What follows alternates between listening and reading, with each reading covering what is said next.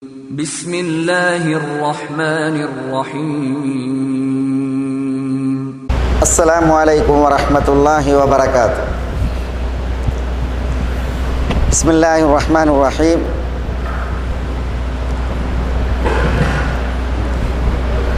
الحمد لله رب العالمين والصلاة والسلام على خاتم الأنبياء والمرسلين نبينا محمد وعلى آله وأصحابه غر الميامين ومن تبعهم بإحسان إلى يوم الدين. ثم أما بعد. സഹോദരന്മാരെ, മേലായ റബ്ബിൻ്റെ വിധി വിലക്കുകൾ ജീവിതത്തിൽ പാലിച്ച് തഖ്വയുള്ളവരായി ജീവിക്കുവാൻ എന്നോടെന്ന പോലെ എല്ലാവരെയും ഉണർത്തുകയും ദീനിൻ്റെ പേരിൽ വസിയ്യത്ത് ചെയ്യുകയുമാണ്. ഇൻഷാ അല്ലാഹ് ഇന്നു മുതൽ നമ്മുടെ ഈ നോമ്പുതുറ ടെൻറ്റിൽ ഒരു തുടർ വിഷയമാണ് ഉദ്ദേശിക്കുന്നത്. സഹാബികളുടെ സാരോപദേശങ്ങൾ എന്ന വിഷയത്തിൽ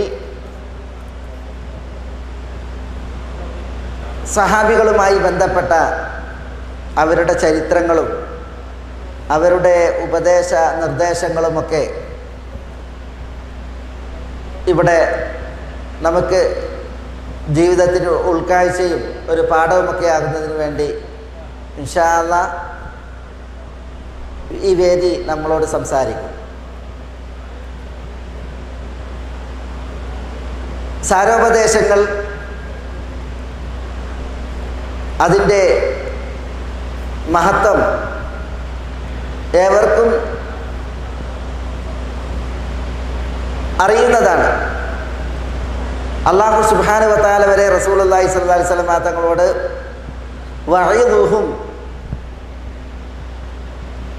നിങ്ങൾ അവരെ ഉപദേശിക്കുക എന്ന്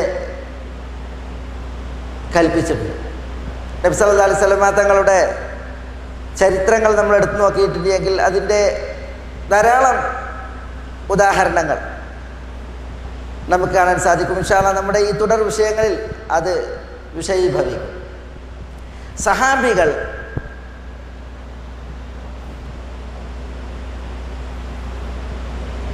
അവരെക്കുറിച്ച് പറയപ്പെട്ടത് ഖൗമുൻ ഇഖ്താറഹുമുല്ലാഹു ലിസുഹ്ബതി നബിയിഹി, അല്ലാഹു സുബ്ഹാനഹു വ തആല അള്ളാഹുവിൻ്റെ പ്രവാചകനോട് സഹവസിക്കാൻ അള്ളാഹു തെരഞ്ഞെടുത്ത ഒരു വിഭാഗം ആളുകളാണ് സഹാബത്ത്. നബി സല്ലല്ലാഹു അലൈഹി വസല്ലം തങ്ങൾ ഇവിടെ ജീവിച്ച നാളിൽ ആ നബിയെ കൺകുളിർക്കെ നോക്കുവാനും ആ നബിയോടൊത്ത് വർത്തിക്കുവാനും ആ നബിയുടെ നിഴലെന്ന പോലെ നിലനിൽക്കുവാനും നബി സല്ലല്ലാഹു അലൈഹി വസല്ലം തങ്ങൾ കൊണ്ടുവന്ന ആദർശം ശക്തിപ്പെടുത്തുവാൻ, നബിയോടൊത്ത് നിൽക്കുവാനും അള്ളാഹു അവസരമേകിയ വിഭാഗമാണ് സഹാബികൾ. അതുകൊണ്ടാണ് അവർ ഖൈറു ഉമ്മത്ത്, ഈ ഉമ്മത്തിൽ അതിശ്രേഷ്ഠർ എന്ന വിശേഷണത്തിന് യോഗ്യരായത്. വലൗ അന്ന അഹദകും യുൻഫിഖു മിസ്ല ഉഹുദിൻ ദഹബൻ മാ യബ്ലുഗു മുദ്ദ അഹദിഹിം വലാ നസീഫഹു. സഹാബത്ത് അള്ളാഹുവിൻ്റെ മാർഗത്തിൽ ചെലവഴിച്ച ഒരു മുദ്ദ് ധാന്യം അല്ലെങ്കിൽ അരമുദ്ദ് ധാന്യം, അതിന് നിങ്ങളിൽ ഒരാൾ ഉഹദ് മലയോളം സ്വർണം ചെലവഴിച്ചാലും തുല്യമാവുകയില്ല എന്ന് നബി സല്ലല്ലാഹു അലൈഹി വസല്ലം തങ്ങൾ പറഞ്ഞിട്ടുണ്ട്. അപ്പോൾ ആ സഹാബത്താകുന്ന ആ ഒരു ടീം, അവരുടെ മഹത്വം ദീനിൽ വളരെ വലുതാണ്. അവർക്കുള്ള സ്ഥാനം മഹനീയമാണ്. അതുകൊണ്ട് ആ ഒരു വിഭാഗത്തെ നമ്മളിവിടെ സംസാരത്തിനെടുത്തിടുമ്പോൾ അവരുടെ ഉപദേശങ്ങൾ നമ്മൾ ശ്രവിക്കുമ്പോൾ അത് തീർത്തും അനുഗ്രഹീതമാണ്.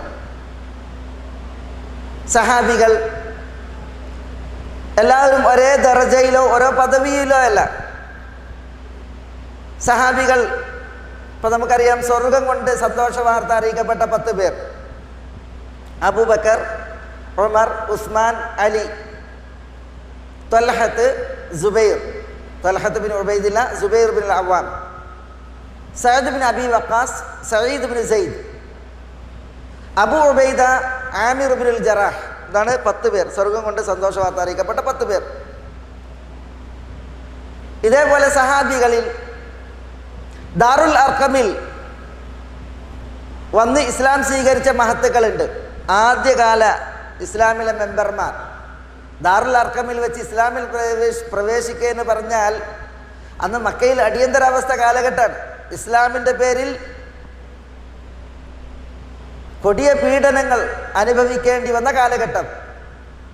ആ കാലഘട്ടത്തിൽ വളരെ ഒളിഞ്ഞും പാത്തുമാണ് ഇസ്ലാം ഉൾക്കൊള്ളാൻ അവർക്ക് സാധിച്ചിരുന്നത്, ഇസ്ലാം അനുസരിച്ച് ജീവിക്കാൻ കഴിഞ്ഞിരുന്നത്. നബി സല്ലല്ലാഹു അലൈഹി വസല്ലം തങ്ങൾ അൽ അർഖം ഇബ്നുൽ അർഖമിൻ്റെ വീട്ടിൽ വളരെ രഹസ്യമായി കൊണ്ടായിരുന്നു പ്രബോധനം നടത്തിയിരുന്നത്. ആ കാലഘട്ടത്തിൽ ഇസ്ലാം സ്വീകരിച്ചവർക്ക് വലിയ സ്ഥാനമുണ്ട്. അതുപോലെ ഹബശയിലേക്ക് 2 ഹിജ്റ നടത്തിയവർ, ഹബശയിലേക്ക് ഹിജ്റ നടത്തിയവർ സഹാബികൾ. എന്താ അവരുടെ സ്ഥാനം? മക്കയിൽ ഇസ്ലാം അനുസരിച്ച് ജീവിതം അസാധ്യമെന്ന അവസ്ഥ ഉണ്ടായി. കൊടിയ പീഡനങ്ങൾ. ഇസ്ലാം സ്വീകരിച്ചതിൽ സിംഹരും അടിമകൾ, സാധുജനങ്ങൾ, അമ്മാർ, യാസിർ, സുമയ്യ, ബിലാൽ, ഖബ്ബാബ്, ഖുബൈബ്, ആമിർ ബിൻ ഫുഹൈറ, സുന്നൈറ, നഹ്ദിയ, ഉമ്മു ഉബൈസ് തുടങ്ങിയ സാധുക്കൾ അവർ ഇസ്ലാമിലേക്ക് കടന്നു വന്നു. അവരുടെ യജമാനന്മാരുടെ നേതൃത്വത്തിൽ വരെ പീഡനങ്ങൾ അരങ്ങ് തകർക്കുന്ന സ്ഥിതിവിശേഷം ഉണ്ടായി. സ്വതന്ത്രരായ സഹാബികൾ വരെ പീഡിപ്പിക്കപ്പെടുന്ന അവസ്ഥ. ഉസ്മാൻ ബിൻ അഫ്ഫാൻ റളിയല്ലാഹു അൻഹു ഹബശയിലേക്ക് ഹിജ്റ പോയില്ലേ? നബി സല്ലല്ലാഹു അലൈഹി വസല്ലം തങ്ങളുടെ പുത്രി റുഖയ്യ ഹബശയിലേക്ക് ഹിജ്റ പോയി. അപ്പോൾ അവർ വരെ ഹിജ്റ പോകണമെങ്കിൽ മക്കയുടെ അവസ്ഥ എന്താണ്? അബൂബക്കർ സിദ്ദീഖ് റളിയല്ലാഹു അൻഹു ഹിജ്റ പുറപ്പെട്ടു ഹബശയുടെ ഭാഗത്തേക്ക്. വഴിയിൽ വെച്ച് ഇബ്നു ദുഹന്ന എന്ന് പറയുന്ന വ്യക്തി തടയുകയാണ്. അബൂബക്കർ, നിങ്ങളെപ്പോലുള്ള ഒരാൾ മക്ക വിട്ടു പോകാൻ പാടുള്ളതല്ല, നിങ്ങൾ എൻ്റെ സംരക്ഷണത്തിൽ കഴിഞ്ഞോളി വരും എന്ന് പറയും. അപ്പോൾ എന്താണ് മക്കയുടെ അവസ്ഥ? അപ്പോഴാണ് റസൂലുള്ളാഹി സ്വല്ലല്ലാഹു അലൈഹി വസല്ലം തങ്ങൾ സഹാബത്തിനോട് ഹബശയിലേക്ക് ഹിജ്റ പോകാൻ പറഞ്ഞത്. അങ്ങനെ 1ഉം 2ഉം ഹിജ്റ ഹബശയിലേക്ക് നിർവഹിച്ചവർ. പിന്നെ മക്കയിൽ നിന്ന് മദീനയിലേക്ക് ഹിജ്റ പോയവർ. എന്താ ഹിജ്റയുടെ അവസ്ഥ? നാടും വീടും വിട്ട് മദീനയിലേക്ക് ഹിജ്റ വന്ന സഹാബികളുടെയൊക്കെ അവസ്ഥ എന്താ? ഹുദൈഫയോടും തൽഹയോടും റസൂലുള്ളാഹി സ്വല്ലല്ലാഹു അലൈഹി വസല്ലം തങ്ങൾ ഒരു മുഹാജിറിനെ സ്വീകരിക്കാൻ പറഞ്ഞ ചരിത്രമുണ്ട്. ഒരു വ്യക്തി ഒരു പുതപ്പ് ഉടുത്താണ് വരുന്നത്. വിദൂരയിൽ നിന്ന് വരുമ്പോൾ റസൂലുള്ളാഹി സ്വല്ലല്ലാഹു അലൈഹി വസല്ലം തങ്ങൾ പറയാണ് അയാളെ സ്വീകരിക്കാൻ തൽഹയോടും ഹുദൈഫയോടും. അങ്ങനെ അയാൾ അടുത്തെത്തി. അയാൾക്കറിയില്ല അള്ളാഹുവിൻ്റെ റസൂൽ സല്ലല്ലാഹു അലൈഹി വസല്ലം തങ്ങൾ. അദ്ദേഹം ഇസ്ലാം സ്വീകരിച്ചതിൻ്റെ പേരിൽ പീഡനാണ്. മദീനയിലേക്ക് ഹിജ്റ വരികയാണ്.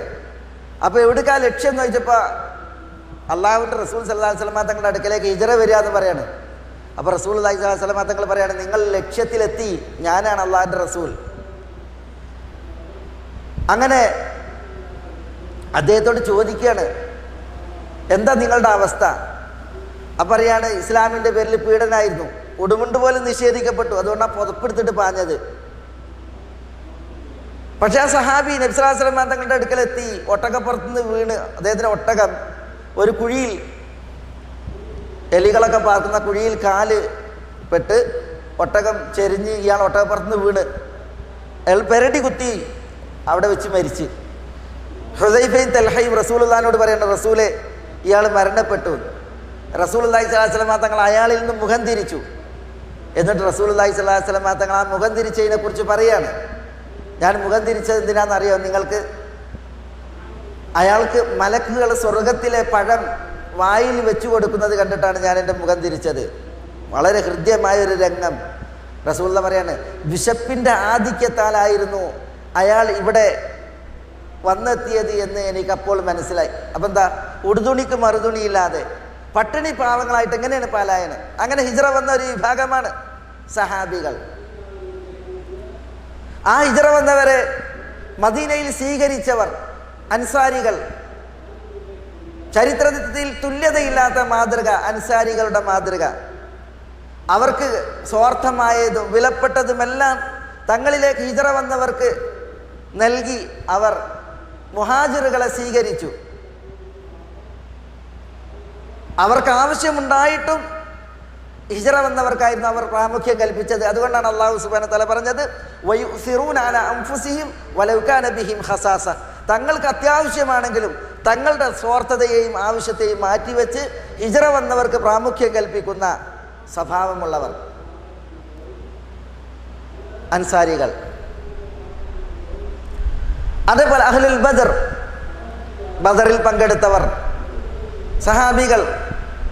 അല്ലാഹു സുബ്ഹാനഹു വ തആല പറഞ്ഞില്ലേ ലഅല്ല അല്ലാഹു തആല ഇത്തല അലാ അഹ്ലി ബദർ ഫഖാല ലഹും ഇഫ്അലു മാ ശിഅ്തും അന്നി ഖദ് ഗഫർതു ലക്കും. ബദരീങ്ങളോട് പറഞ്ഞ എന്താ? അല്ലാഹു വേണ്ടത് ചെയ്തോളി, ഞാൻ നിങ്ങൾക്ക് പുറത്തു തന്നിരിക്കുന്നു.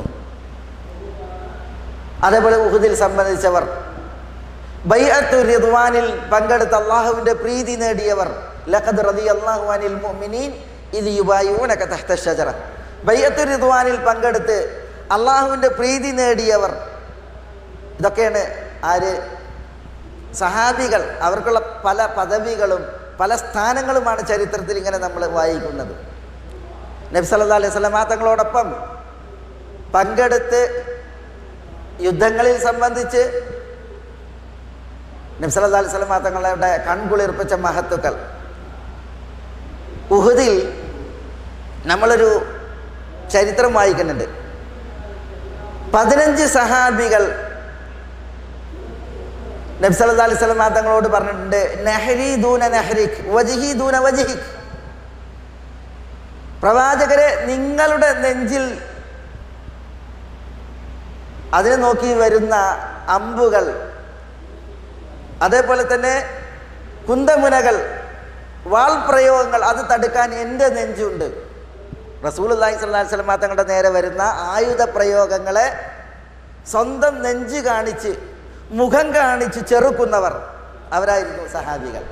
ഉഹദിൽ 15 സഹാബികൾ അങ്ങനെ പറഞ്ഞതായി നമ്മൾ ചരിത്രത്തിൽ വായിക്കുന്നുണ്ട്.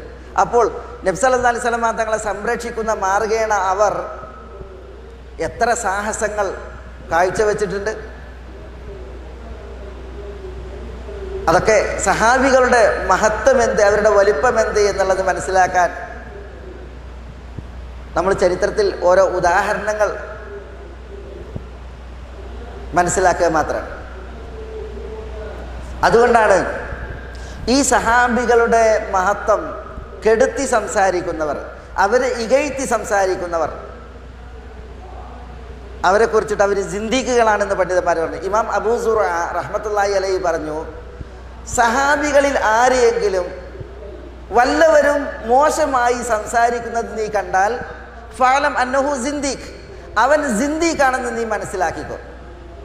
സഹാബികളിൽ ആരെയെങ്കിലും മോശമാക്കി സംസാരിക്കുന്നവൻ അവൻ സിന്ദീഖാണെന്ന് മനസ്സിലാക്കിക്കോ. സിന്ദീഖ് എന്ന് പറഞ്ഞാൽ എന്താ?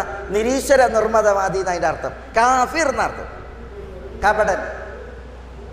ഒരു സഹാബിയെയും മോശമാക്കാൻ പാടില്ല. കാരണം നബി സല്ലല്ലാഹു അലൈഹി വസല്ലം തങ്ങളോട് ഒത്ത് സഹവസിച്ച് കഴിഞ്ഞ ആ സമയം ആ സഹാബി നേടിയ പുണ്യം എത്ര എന്നുള്ളത് ആർക്കും അറിയില്ല, ആർക്കും അറിയാൻ കഴിയില്ല.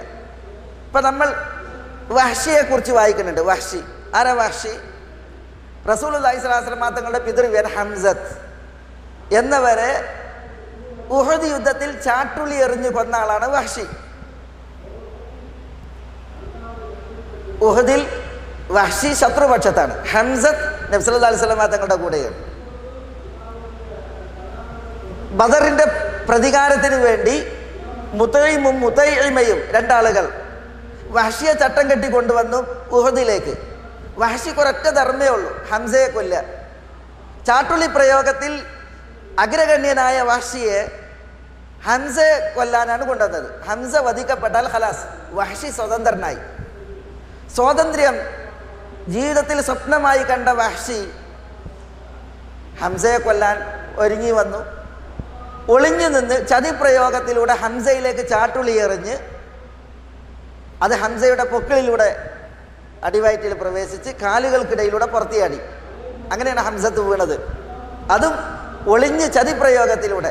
കാരണം ഹംസയെ നേരിട്ട് ചെന്ന് ആയുധ പ്രയോഗത്തിലൂടെ കൊല്ലാൻ കഴിയാത്ത വിധം കരുത്തനായിരുന്നു ഹംസത്ത് റളിയല്ലാഹു തആല അൻഹു. ഈ വഹ്ശി, ആ ചരിത്രം വായിക്കുമ്പോൾ നമുക്കൊക്കെ പ്രയാസം ഉണ്ടാകും. വഹ്ശിയോടൊരു നീരസം വന്നു പോകും. അങ്ങനെയാണ് വഹ്ശി ഹംസയെ കൊന്നത്. പക്ഷേ ഇസ്ലാം സ്വീകരിച്ചു. ഏതൊരു ചാട്ടുളി കൊണ്ടാണോ വഹ്ശി ഹംസത്തിനെ വധിച്ചത്, അതേ ചാട്ടുളി പ്രയോഗം നടത്തി വഹ്ശി ഇസ്ലാമിൻ്റെ കൊടിയ ശത്രു മുസൈലിമത്തുൽ കദ്ദാബിനെ വധിച്ചിട്ടുണ്ട്. ഇസ്ലാം സ്വീകരിച്ചിട്ടുണ്ട്. വഹ്ശി റസൂലുള്ളാഹി സ്വല്ലല്ലാഹു അലൈഹി വസല്ലം തങ്ങളെ കണ്ടിട്ടുണ്ട്. തിരുമുഖത്ത് നോക്കിയിട്ട് കെലിമ ചൊല്ലി മുസ്ലിം ആയിട്ടുണ്ട്. അപ്പോൾ അങ്ങനെയുള്ള ഒരു വ്യക്തിയെ നമ്മൾ പിന്നീട് ഇകഴ്ത്തി സംസാരിക്കുക എന്ന് പറഞ്ഞിട്ടുണ്ടെങ്കിൽ അത് തീർത്തും നീതിയല്ല. സഹാബികൾക്ക് തർദിയത്ത് ചെല്ല റളിയല്ലാഹു അൻഹും, അള്ളാഹു അവരെ പ്രീതിപ്പെടട്ടെ എന്ന് പ്രാർത്ഥിക്കുകയാണ് നമ്മളുടെ മേൽ കരണീയമായത്. മുആവിയ റളിയല്ലാഹു തആല അൻഹു, മുആവിയ ഇബ്നു അബീ സുഫിയാൻ, അദ്ദേഹം ചില ആളുകളെ മോശപ്പെടുത്തി പറയാറുണ്ട്, അവതരിപ്പിക്കാറുണ്ട്. യഥാർത്ഥത്തിൽ അവരുടെ അല്പജ്ഞാനവും വിവരക്കേടുമാണ് അതിൻ്റെ പ്രേരകം. മുആവിയ റളിയല്ലാഹു തആല അൻഹു നബി സല്ലല്ലാഹു അലൈഹി വസല്ലം തങ്ങളുടെ വഹി എഴുത്തുകാരനാണ്. വഹി എഴുത്തുകാരൻ എന്ന് പറഞ്ഞാൽ ഖുർആൻ റസൂലുള്ളാഹി സ്വല്ലല്ലാഹു അലൈഹി വസല്ലം തങ്ങൾക്ക് ഇറങ്ങിയിട്ടുണ്ട് എങ്കിൽ ആ ഖുർആൻ എഴുതി വെക്കാനുള്ള ആളുകളെ റസൂലുള്ളാഹി അന്വേഷിക്കും. പലതവണ റസൂലുള്ളാഹി സ്വല്ലല്ലാഹു അലൈഹി വസല്ലം തങ്ങൾ മുആവിയയുടെ അടുക്കലേക്ക് ആളെ പറഞ്ഞയച്ചിട്ടുണ്ട്. എന്തിന്? ഖുർആൻ എഴുതാൻ വരാൻ. അപ്പം എത്ര വിശ്വാസിയാണ് മുആവിയ. സ്വർഗം കൊണ്ട് സന്തോഷ വാർത്ത അറിയിക്കപ്പെട്ട ചില ചരിതങ്ങൾ മുആവിയയുമായി ബന്ധപ്പെട്ട് നമുക്ക് വായിക്കാൻ സാധിക്കും. അങ്ങനെയുള്ള സഹാബിയെയാണ് ചിലരെന്ത് ചെയ്യണത്, ഇകഴ്ത്തി സംസാരിക്കുന്നത്. അത് ഇൻഷാ അല്ലാഹ് നമുക്ക് ഈ തുടർ വിഷയങ്ങളിൽ നമുക്കതൊക്കെ അതിൻ്റെ വിശദ വിവരങ്ങൾ വരും. പറഞ്ഞു വരുന്നത്, സഹാബികൾ എന്ന് പറയുന്ന ഒരു വിഭാഗം ആളുകൾ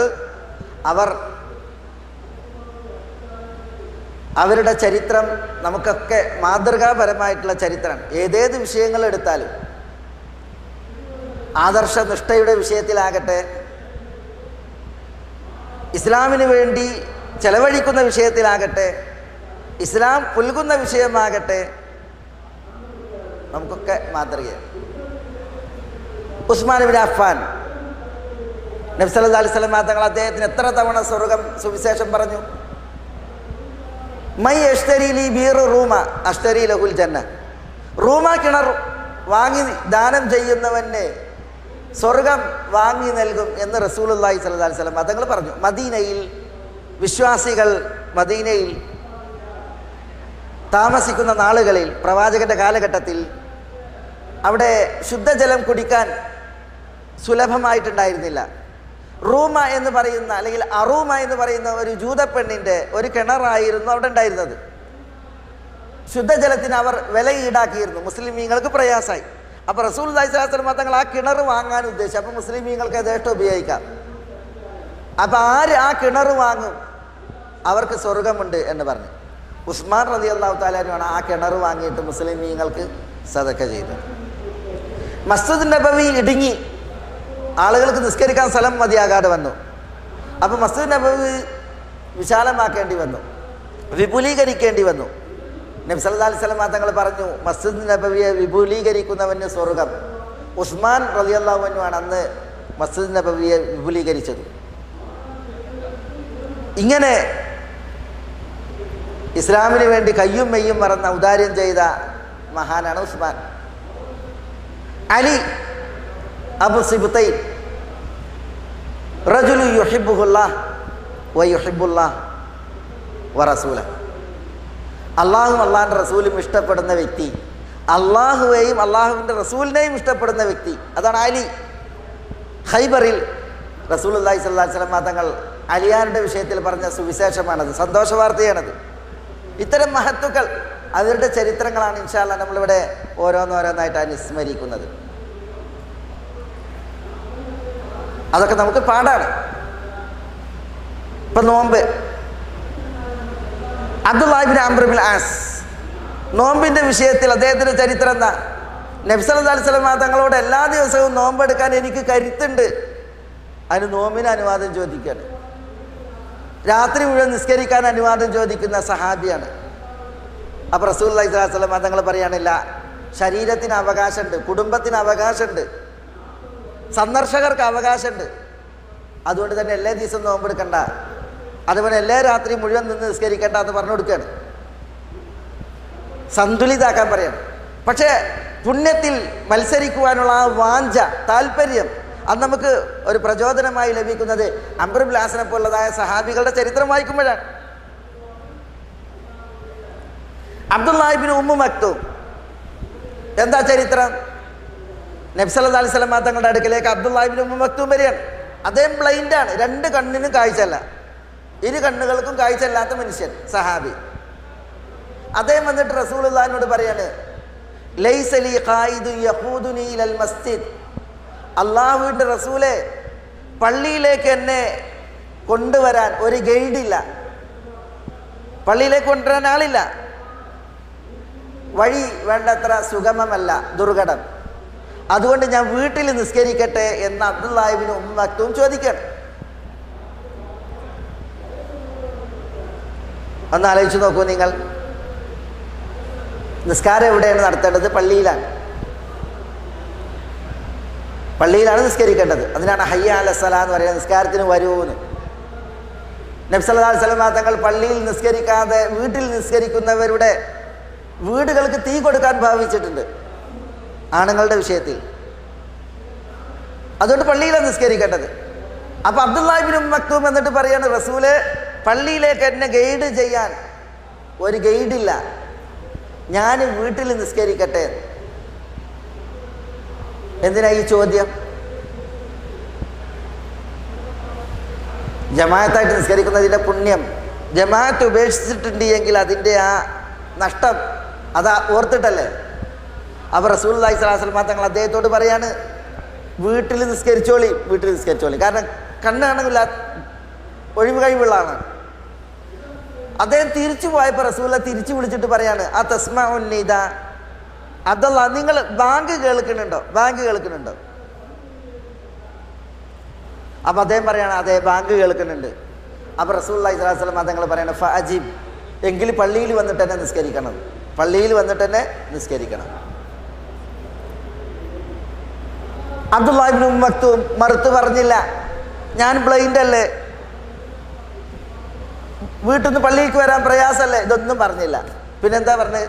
നബി സല്ലല്ലാഹു അലൈഹി വസല്ലം തങ്ങൾ പറഞ്ഞത് കേട്ടു, അനുസരിച്ചു, ഖലാസ്. അപ്പോൾ ഈ ചരിതങ്ങൾ നമ്മളിവിടെ ഇന്ന് എത്ര മുസ്ലിമീങ്ങൾ സഹോദരന്മാരെ, നമുക്ക് ആരോഗ്യമുണ്ട്, കണ്ണിന് കാഴ്ചയുണ്ട്, കാലിന് കലിപ്പുണ്ട്, നല്ല മസിൽ പവർ ഉണ്ട്, എന്നിട്ടും പള്ളിയിലെത്തിയിട്ട് നിസ്കരിക്കാൻ എത്ര ആളുണ്ടാവും? എത്ര ആളുണ്ടാവും? സഹാബികളുടെ ചരിത്രം വായിക്കുമ്പോൾ നമ്മൾ വായിക്കുന്നുണ്ട്, ഒരു സഹാബി, അയാളുടെ വീട് മസ്ജിദ് നബവിയിൽ നിന്ന് വളരെ ദൂരത്തായിരുന്നു, മസ്ജിദ് നബവിയിൽ നിന്ന് വളരെ ദൂരത്താണ്, ഉഹുദ് മലയുടെ ഒരു ചെരുവിൽ അങ്ങനെ അദ്ദേഹത്തിൻ്റെ വീട്. ചൂട് കാലത്ത് മണലിൽ ചൂട് താണ്ടി നടന്നായിരുന്നു അദ്ദേഹം വന്നിരുന്നത്. തണുപ്പ് കാലത്തും തണുപ്പ് കൊണ്ടിട്ടാണ് വരിക. 5 വക്തിനും മസ്ജിദ് നബവിയിൽ വരും, നടന്നു വരും. അപ്പം സഹാബികൾ പറഞ്ഞു, നിങ്ങൾക്ക് ഒരു ഒട്ടകത്തിനെ വാങ്ങിക്കൂടെ?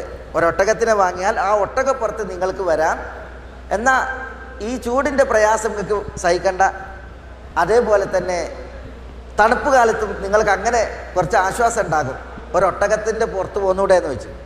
അപ്പം അദ്ദേഹം പറയാണ്, റസൂലുള്ളാഹി സ്വല്ലല്ലാഹു അലൈഹി വസല്ലം തങ്ങൾ പറഞ്ഞത്, ആസാറുക്കും തക്തുബു ഉജൂറക്കും, നിങ്ങളുടെ കാൽവെപ്പുകൾ നിങ്ങൾക്ക് കൂലി രേഖപ്പെടുത്തും. പള്ളിയിലേക്കുള്ള ഓരോ നടത്തവും ഓരോ കാൽവെപ്പുകളും കൂലിയാണ്. ഒരു കാല് ഉയർത്തി മറ്റൊരു കാല് വെക്കുമ്പോൾ ഒരു നന്മ രേഖപ്പെടുത്തും, ഒരു തിന്മ മായ്ക്കപ്പെടും, ഒരു സ്വർഗീയ പദവി ഉയർത്തും പള്ളികളിലേക്കുള്ള നടത്തത്തിൽ. ആ കൂലി എനിക്ക് കിട്ടണം, അതുകൊണ്ട് ഞാൻ വാഹനപ്പുറത്ത് വരുന്നില്ല, ഈ കാൽനടയായി തന്നെ മരിപ്പറമ്പിൻ്റെ ചൂടും മരിപ്പറമ്പിലുണ്ടാകുന്ന തണുപ്പും അനുഭവിച്ച് ഞാൻ എൻ്റെ കാലം ഇവിടെ കഴിക്കും എന്ന് പറഞ്ഞു. ആരാ പറഞ്ഞത്? ഒരു സഹാബി. സഹോദരന്മാരെ, നമ്മൾ വായിക്കുകയാണ്, അബ്ദുല്ലാഹി ഇബ്നു ഉമ്മു മക്തൂം അദ്ദേഹം അന്ധനായിട്ടും മസ്ജിദ് നബവിയിൽ വന്ന് നമസ്കാരം നിർവഹിച്ചു കൊണ്ടിരുന്നു. അപ്പോൾ സഹാബികളുടെ ചരിത്രം നമ്മൾ വായിക്കുമ്പോൾ നമുക്കതിൽ ഊർജമുണ്ട്, നമുക്കതിൽ പാടുണ്ട്. നമുക്കൊക്കെ ഈ ദീനിൽ എന്താ ചെയ്യാൻ പറ്റിയത്? നമ്മളൊക്കെ അള്ളാഹുവിനെ ആരാധിക്കുന്ന വിഷയത്തിൽ എവിടെയാണുള്ളത്? നിസ്കാരം ജമാഅത്തായിട്ട് നമസ്കരിക്കുന്നതിൽ നമ്മുടെ അവസ്ഥ എന്താണ്? പലരും നിസ്കാരം തന്നെ ഇല്ലാത്ത പല മുസ്ലിങ്ങളെയും കാണാൻ സാധിക്കും. നമസ്കാരമില്ലാത്ത പല മുസ്ലിമും നിസ്കരിച്ചിട്ടില്ല എങ്കിൽ ഇസ്ലാമിൽ എന്ത് സ്ഥാനമുള്ളത്? ലാ ഹബ്ബ ഫിൽ ഇസ്ലാമി ലിമൻ തറക സലാഹ്, നമസ്കാരം ഉപേക്ഷിക്കുന്നവന് ഇസ്ലാമിൽ ഒരു സ്ഥാനവുമില്ല എന്ന് ആരാ പറഞ്ഞത്? സഹാബിയ പറഞ്ഞത്. ആരാ സഹാബി? ഉമർ ബിൻ അൽ ഖത്താബ് റളിയല്ലാഹു തആല അൻഹു. ഉമർ റളിയല്ലാഹു തആല അൻഹു തൻ്റെ ജീവിതത്തിൻ്റെ അവസാന സമയത്ത് ഏതാനും നിശ്വാസങ്ങൾ ബാക്കിയുള്ളപ്പോൾ മസ്ജിദുൻ നബവിയുടെ മെഹ്റാബിൽ ശത്രുവിൻ്റെ കുത്തേറ്റ് രക്തത്തിൽ കുളിച്ചു കിടക്കുമ്പോൾ അമീറുൽ മുഅ്മിനീൻ ഉമറിൻ്റെ വർത്താനാണത്. ലാ ഹബ്ബ ഫിൽ ഇസ്ലാമി ലിമൻ തറക സലാഹ്, നമസ്കാരം ഉപേക്ഷിക്കുന്നവന് ഇസ്ലാമിൽ ഒരു വിഹിതമല്ല, അവന് ഇസ്ലാമില്ല. അപ്പം നിസ്കരിക്കാത്തവൻ എങ്ങനെ പള്ളി പ്രസിഡന്റും സെക്രട്ടറി ആകുക? നിസ്കരിക്കുന്ന ഭർത്താവിന് നിസ്കരിക്കുന്ന ഭാര്യ എങ്ങനെ ശരിയാകും? നിസ്കരിക്കാത്ത ഭാര്യക്ക് നിസ്കരിക്കുന്ന ഭർത്താവ് എങ്ങനെ ശരിയാകും? നമ്മളുടെ മക്കൾ നമസ്കരിക്കാത്തവരാണ് എങ്കിൽ നിസ്കരിക്കാത്ത മക്കളും നിസ്കരിക്കണ ബാപ്പി തമ്മിൽ എങ്ങനെ ബന്ധം? അൽ അഹദുല്ലദീ ബൈനനാ വ ബൈനഹും അസ്സലാ ഫമൻ തറകഹ ഫഖദ് കഫർ. നമ്മളും അവിശ്വാസികളും തമ്മിലുള്ള അടയാളം, തിരിച്ചറിയാനുള്ള പ്രത്യക്ഷ അടയാളം അത് നമസ്കാരമാണ്. ഫമൻ തറകഹ ഫഖദ് കഫർ, നമസ്കാരം ഉപേക്ഷിക്കുന്നവൻ കാഫിറായിരിക്കുന്നു എന്ന് റസൂലുള്ളാഹി സ്വല്ലല്ലാഹു അലൈഹി വസല്ലം തങ്ങൾ അവിടുത്തെ ഷറഫാക്കപ്പെട്ട നാവ് കൊണ്ട് പറഞ്ഞ തിരുമൊഴിയാണ്. ബൈനൽ ഇസ്ലാമി വൽ കുഫ്രി തർക്കുസ് സലാ, ഇസ്ലാമിനും കുഫറിനും ഇടയിൽ നമസ്കാരം ഉപേക്ഷിക്കലാണുള്ളത്. നമസ്കാരം ഉപേക്ഷിക്കുന്നതോടുകൂടി ഒരാൾ കുഫറിലായി. അപ്പോൾ സഹോദരന്മാരെ, നമസ്കരിക്കണം. നമസ്കാരം ഉപേക്ഷിച്ചാൽ കുഫറാണ്. ജമാഅത്തായിട്ട് നിസ്കരിക്കണം. ജമാഅത്ത് നമസ്കാരം ഉപേക്ഷിച്ചാൽ നിഫാഖ്, കാപട്യാണ്. ഇതൊക്കെ നമുക്ക് ഓതി തരുന്നത് ആരാ? തിരുമൊഴികളെ ഉൾക്കൊണ്ട് സഹാബികളാണ്. സഹാബികൾ കാഴ്ചവെച്ച മാതൃകയാണ് ഇതിലൊക്കെ നമുക്ക് മനസ്സിലാക്കാനുള്ളത്. അബ്ദുല്ലാഹി ഇബ്നു മക്തൂമിൻ്റെ ചരിത്രം, അദ്ദേഹം ബ്ലൈൻഡാണ്. റസൂലുള്ളാഹി സ്വല്ലല്ലാഹു അലൈഹി വസല്ലം തങ്ങൾ പറഞ്ഞു, ബാങ്ക് കേൾക്കുന്നുണ്ടോ പള്ളിയിൽ വന്ന് ബാങ്കിന് ഉത്തരം ചെയ്യണം. സഹാബികളുടെ ചരിത്രത്തിൽ ഇതേപോലെ നമുക്ക് കുറേ മാതൃകകൾ. അബ്ദുല്ലാഹി ഇബ്നു ഉനൈസ് റളിയല്ലാഹു തആല അൻഹു നബി സല്ലല്ലാഹു അലൈഹി വസല്ലം തങ്ങളെയും സഹാബത്തിനെയും ചതിയിൽ വന്ന് വധിക്കാൻ ഖാലിദ് ഇബ്നു സുഫിയാൻ അൽ ഹുദലി എന്ന് പറയുന്ന ഒരു ദുഷ്ടൻ തീരുമാനിച്ചു. ഖാലിദ് ഇബ്നു സുഫിയാൻ അൽ ഹുദലി, നബി സല്ലല്ലാഹു അലൈഹി വസല്ലം തങ്ങൾക്ക് വിവരം കിട്ടി. ചതിപ്രയോഗത്തിലൂടെ അറ്റാക്ക് ചെയ്യാനാണ് പരിപാടി. അപ്പോൾ റസൂലുള്ളാഹി സ്വല്ലല്ലാഹു അലൈഹി വസല്ലം തങ്ങൾ അബ്ദുല്ലാഹി ഇബ്നു ഉനൈസിനെ ഖാലിദ് ഇബ്നു സുഫിയാൻ്റെ അടുക്കലേക്ക് നിയോഗിച്ചു. എന്തിന്? ഈ ചതിപ്രയോഗത്തിന് മറുപടി കൊടുക്കാൻ. അങ്ങനെ അബ്ദുല്ലാഹി ഇബ്നു ഉനൈസ് പോയി ഖാലിദ് ഇബ്നു സുഫിയാനെ വധിച്ചു. തിരിച്ച് നബി സല്ലല്ലാഹു അലൈഹി വസല്ലം തങ്ങളുടെ അടുക്കലെത്തി. റസൂലുള്ളാഹിന്റെ അടുക്കലെത്തിയപ്പോൾ റസൂലുള്ളാഹി സ്വല്ലല്ലാഹു അലൈഹി വസല്ലം തങ്ങൾ അബ്ദുല്ലാഹി ഇബ്നു ഉനൈസിന് ഒരു വടി സമ്മാനിച്ചു. ഒരു വടി. അപ്പം എന്തിനാ ഈ വടി? അത് റസൂലുള്ള പറഞ്ഞ് അതൊരു അടയാളമാണ്. ചില റിപ്പോർട്ടുകളിൽ റസൂലുള്ളാഹിനോട് ഒരു വടി അബ്ദുല്ലാഹി ഇബ്നു ഉനൈസ് ആവശ്യപ്പെട്ടു, ഒരടയാളം എന്നോണം. എവിടെ അടയാളം? അന്ത്യനാളിൽ അടയാളം. റസൂലുള്ളാഹി സ്വല്ലല്ലാഹു അലൈഹി വസല്ലം തങ്ങൾ ഈ വടി അബ്ദുല്ലാഹി ഇബ്നു ഉനൈസിന് നൽകിയിട്ട് പറഞ്ഞത്, തവക്ക ബിഹ, ഈ വടി ഊന്നി നടന്നോ, സ്വർഗത്തിലും ഈ വടി ഊന്നി നിങ്ങൾ നടക്കും. സ്വർഗത്തിൽ വടി ഊന്നി നടക്കുന്നവർ വിരളമാണ്, കുറവാണ് എന്ന് പറഞ്ഞു. വടി കൊടുത്ത് അബ്ദുല്ലാഹി ഇബ്നു ഉനൈസ് ആ വടി വാങ്ങി റസൂലുള്ളാഹി സ്വല്ലല്ലാഹു അലൈഹി വസല്ലം തങ്ങളിൽ നിന്ന്. അദ്ദേഹം മരണപ്പെട്ടപ്പോൾ അദ്ദേഹത്തിൻ്റെ കഫനിൽ ആ വടി വെച്ചാണ് അദ്ദേഹത്തെ മറമാടിയത് എന്നാണ്. എന്തിന്? ആ വടിയുമായി അദ്ദേഹം അന്ത്യനാളിൽ ഉയർത്തെഴുന്നേൽക്കും. എന്നിട്ട് നബി സല്ലല്ലാഹു അലൈഹി വസല്ലം തങ്ങളുമായി പരലോകകോടതിയിൽ സന്ധിച്ച് അദ്ദേഹം സ്വർഗത്തിൽ പ്രവേശിക്കും. ഈ വടി കുത്തി അദ്ദേഹം സ്വർഗത്തിൽ. സഹാബികളുടെ ചരിത്രം ഇவ்விധം കുറേ ആവേശകരമായ കുറേ പാഠങ്ങൾ നമുക്ക് സമ്മാനിക്കുന്ന ചരിത്രമാണ്. സഹാബ വനിതകൾ, അതേപോലെ തന്നെ സഹാബികൾ. ഉമ്മു സുലൈം റസൂലുള്ളാഹി സ്വല്ലല്ലാഹി അലൈഹി വസല്ലം തങ്ങളുടെ അടുക്കലേക്ക് അവർ വരികയാണ്. അവരുടെ കയ്യിലൊരു ചെറിയ കുട്ടി അനസ്. ആ കുട്ടിയെ റസൂലുള്ളാഹിക്ക് കൊടുത്തിട്ട് പറയാണ്, റസൂലെ നിങ്ങൾക്കുള്ള ഖാദിമാണ്, നിങ്ങൾക്ക് ഖാദിമാണ് ഈ കുട്ടി എന്ന് പറഞ്ഞാൽ എന്താ, നിങ്ങൾക്ക് ഖാദിമായിട്ട് നിങ്ങളുടെ കൂടെ ഈ കുട്ടി വളരണം എന്നുള്ളതാണ്. ആ ഉമ്മയുടെ മോഹം കുട്ടിയെ ധർമ്മനിഷ്ഠയിൽ വളർത്താൻ അതിന് പറ്റി ഏൽപ്പിക്കുക. നബി സല്ലല്ലാഹു അലൈഹി വസല്ലം തങ്ങൾക്ക് 10 വർഷം 11 വർഷം ഖാദിമായി അനസ് ജീവിച്ചു. അനസ് റളിയല്ലാഹു തആല 9 വർഷം അല്ലെങ്കിൽ 10 വർഷം ഖാദിമായിട്ട് ജീവിച്ചു അനസ്. റസൂലുള്ളാഹി സ്വല്ലല്ലാഹു അലൈഹി വസല്ലം തങ്ങൾ അനസിന് വേണ്ടി പ്രാർത്ഥിച്ചു, അല്ലാഹുമ്മ അത്തിൽ ഉംറഹു വ അക്സിർ വലദഹു വ ബാരിക് ലഹു ഫീ മാലിഹി. ദീർഘായുസ് കൊടുക്കാൻ പ്രാർത്ഥിച്ചു, സ്വത്തിൽ ബർക്കത്തുണ്ടാക്കാൻ, സന്തതികളെ പോഷിപ്പിക്കാൻ അനസിന് വേണ്ടിയിട്ട് പ്രാർത്ഥിച്ചു. ആ പ്രാർത്ഥന അനസിന് ലഭിച്ചു. അദ്ദേഹം ദീർഘകാലം ജീവിച്ചു, കുറേ സ്വത്തുണ്ടായി. അദ്ദേഹത്തിന് മക്കളും പേരമക്കളുമായിട്ട് 100ഓളം പേരെ എണ്ണാനുണ്ടായിരുന്നു എന്ന് ചരിത്രം.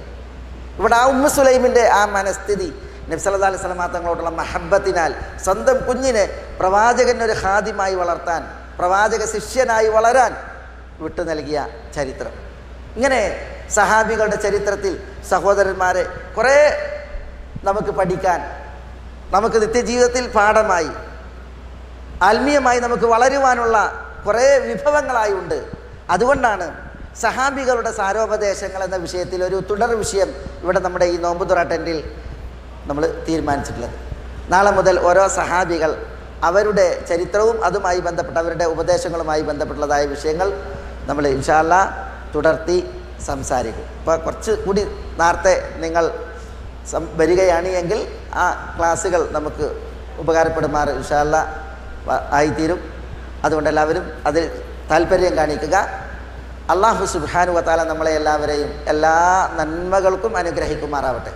അള്ളാഹുവിൻ്റെ തൗഫീഖേക്ക് അള്ളാഹു നമ്മളെയെല്ലാം തുണക്കുമാറാവട്ടെ. അള്ളാഹുവിന് വഴിപ്പെട്ട് ജീവിക്കുവാനുള്ള ആയുരാരോഗ്യം അള്ളാഹു നമുക്കെല്ലാവർക്കും ഏറ്റി നൽകുമാറാവട്ടെ.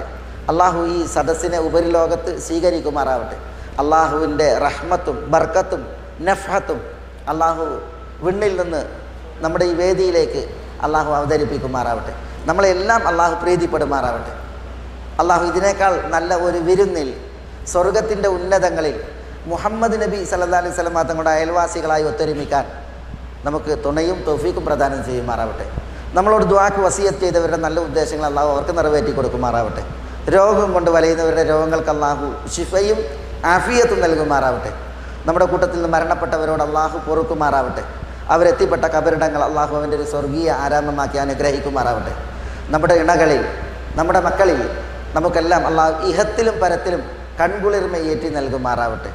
നമ്മളിലൂടെ നമ്മുടെ മാതാപിതാക്കൾക്ക് കൺകുളിർമ നൽകി അവരെയും നമ്മയും അള്ളാഹു ആദരിക്കുമാറാവട്ടെ. നമ്മുടെ മാതാപിതാക്കളിൽ മരണപ്പെട്ടവരോട് അള്ളാഹു പൊറുക്കുമാറാവട്ടെ. അവരെത്തിപ്പെട്ട കബറിടങ്ങളെ അള്ളാഹു അവൻ്റെ ഒരു സ്വർഗീയ ആരാമമാക്കി അനുഗ്രഹിക്കുമാറാവട്ടെ. അവരുടെ പാർശ്വങ്ങളിൽ അള്ളാഹു കബറിടങ്ങളിൽ വിശാലത നൽകുമാറാവട്ടെ. അള്ളാഹു അവൻ്റെ റഹ്മത്തേകി അവരെ ആ ഏകാന്തതയിൽ അനുഗ്രഹിക്കുമാറാവട്ടെ. ഈ ദുനിയാവിൽ നമ്മയും നമ്മുടെ മാതാപിതാക്കളെയും അള്ളാഹു മാതാപിതാക്കളും മക്കളുമായി കണ്ണി ചേർത്തതുപോലെ സ്വർഗത്തിലും നമ്മയെല്ലാം ഒരുമിച്ച് കൂട്ടി അള്ളാഹു അനുഗ്രഹിക്കുമാറാവട്ടെ. അള്ളാഹു നരകത്തിൽ നമ്മളെ മോചിപ്പിക്കുമാറാവട്ടെ. സ്വർഗം നേകി അള്ളാഹു നമ്മളെ എല്ലാം അനുഗ്രഹിക്കുമാറാവട്ടെ.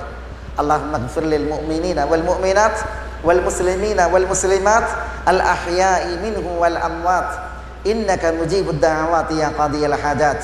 اللهم أعز الإسلام والمسلمين وأذل الشرك والمشركين ودمر أعداءك أعداء الملة والدين.